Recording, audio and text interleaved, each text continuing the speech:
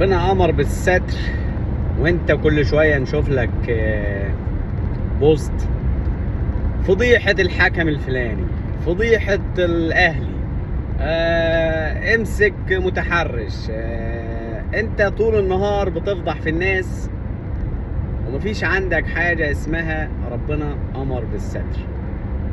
ليه ما بتسترش على دول؟ مش مفروض من الدين ان الانسان يستر على الناس، ومن الانسانيه ومن الاخلاق؟ طيب خلينا نوضح شيء مهم جدا. انا طول اليوم بنزل بوستات فيها فضايح، افضح الاهلي، افضح الحكام، افضح المنظومه، افضح المتحرش، افضح البلطجي. انا عن نفسي بعمل كده. طيب فين الستر اللي انا بعمله على الناس دي؟ مبدئيا كلمة ستر ديت لما تلاقي مثلا واحد غلبان، يعني انا عن نفسي مثلا لما الاقي واحد غلبان بيسرق حاجة عشان ياكلها، عشان مش لاقي اكل، ما اروحش افضحه، ماشي، ده واحد غلبان. لكن لما يبقى واحد بقى يعني حرامي متمرس والمجتمع متضرر منه وحرامي كبير، ده نفضحه. لما يبقى اتنين مثلا، واحدة مع واحد وانا شفتهم، اشاء القدر ان انا اشوفهم في وضع مخل يعني، بس هم راضيين عن كده، يعني الموضوع بينهم مش عايزين حد يعرفه مثلا، انا لازم استر عليهم في الموقف ده. مش تعريص، لا، ما ينفعش اروح افضحهم، بس ممكن انصحها اعمل اللي عليا، بس بطريقة فيها ستر، لكن ما افضحهمش.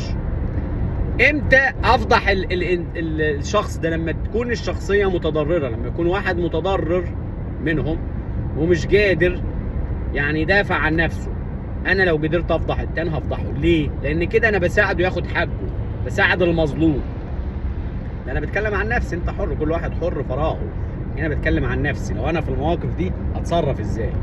بالنسبه لمنظومه الرياضه والتحكيم، دي منظومه فاسده ظالمه. الحكام بيعرصوا للاهلي وبيظلموا الزمالك، فطبيعي افضح التحكيم ده، واي فيديو فيه دليل ضدهم باللقطه والسقطه اشيرها لهم من المباريات. ادي هدف ملغي ما كانش فيه مشاكل واتلغى لانه جه في الاهلي.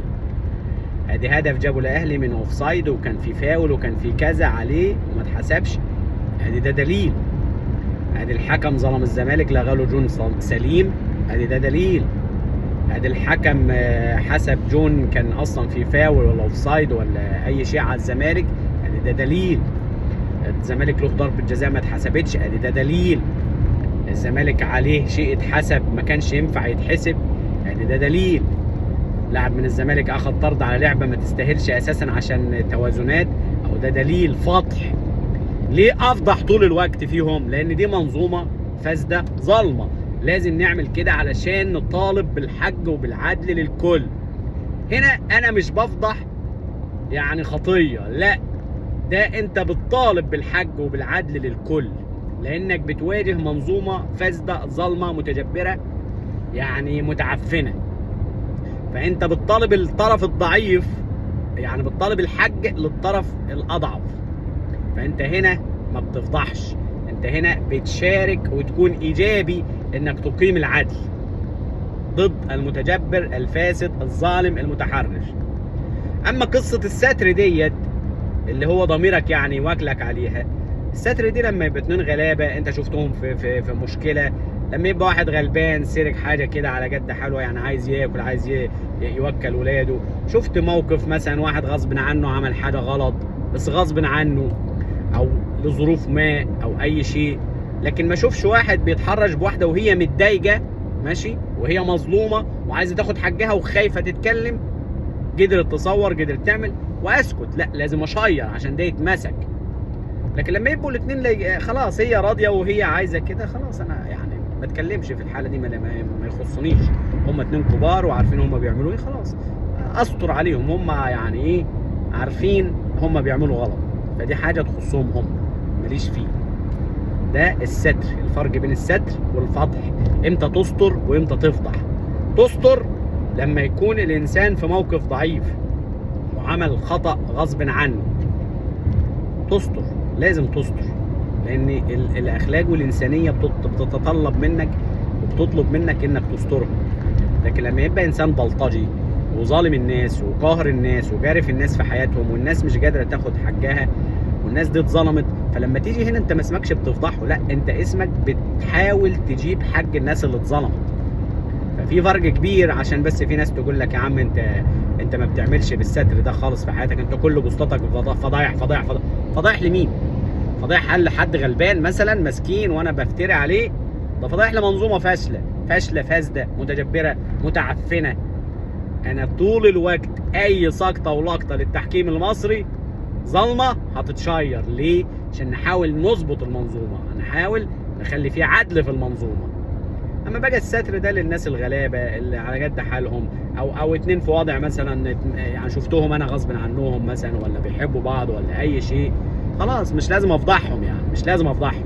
ربنا امر بالستر في المواقف اللي زي كده، لكن امر انك تكون ايجابي وتقول للغلط انت غلط، لما مش تقول له هو بس، تقول له قدام الناس، عشان يبقى في قوه يتردع فيها، لانه بقى وصل لمراحل الظلم اللي هو محدش قادر ياخد حقه منه.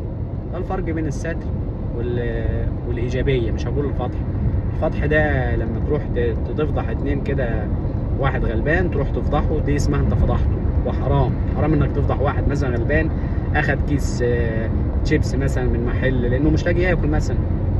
لكن لو واحد بقى حرام ومتجبر وظالم الناس وجارف الناس وسارق اموال الناس وفاسد ومرتشي وكذا وكذا وشغال ده غصب عن عين الناس، ده خلاص بقى عايز تقدر تروح تشارك وتبقى ايجابي تجيب حق الناس اللي اتظلمت، اعمل كده، دي مش مشكله. بس ده الفرق، يعني حبيت بس اوضح رايي في الموضوع ده، الفرق بين الستر وانك تكون ايجابي تفضح الاشكال اللي هي محتاجه قانون فعلا يظبطها. سلام.